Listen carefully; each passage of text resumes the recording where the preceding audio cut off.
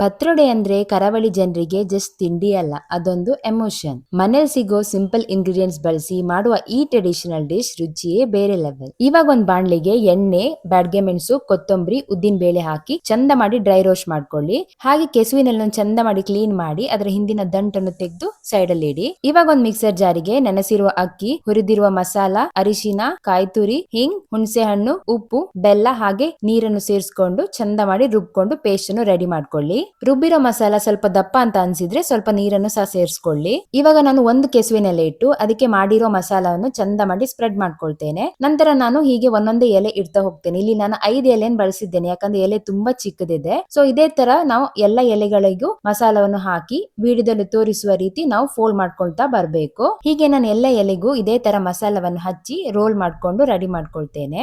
ಇವಾಗ ನಾನು ಇದನ್ನ ಸ್ಟೀಮರ್ ಅಲ್ಲಿ ಒಂದು 15-20 ನಿಮಿಷಗಳ ಕಾಲ ಬೇಯಿಸ್ಕೊಳ್ತೇನೆ. ಇಂಥ ನಮ್ಮ ಕರಾವಳಿಯ ಟ್ರೆಡಿಷನ್ ರೆಸಿಪೀಸ್ಗಳು ಎಷ್ಟೇ ಸಿಂಪಲ್ ಆಗಿದ್ರು ಅವುಗಳ ಟೇಸ್ಟ್ ಮಾತ್ರ ನೆಕ್ಸ್ಟ್ ಲೆವೆಲ್ ಅಂತಾನೆ ಹೇಳ್ಬಹುದು.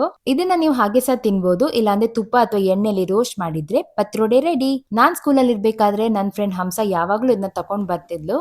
ಆವಾಗ್ಲೇ ನಾನು ಇದನ್ನ ಫಸ್ಟ್ ನೋಡಿದ್ದು. ನೀವ್ ಯಾವಾಗ ಫಸ್ಟ್ ನೋಡಿದ್ದು ಅಥವಾ ಟೇಸ್ಟ್ ಮಾಡಿದ್ದು ಕಮೆಂಟ್ ಮಾಡಿ.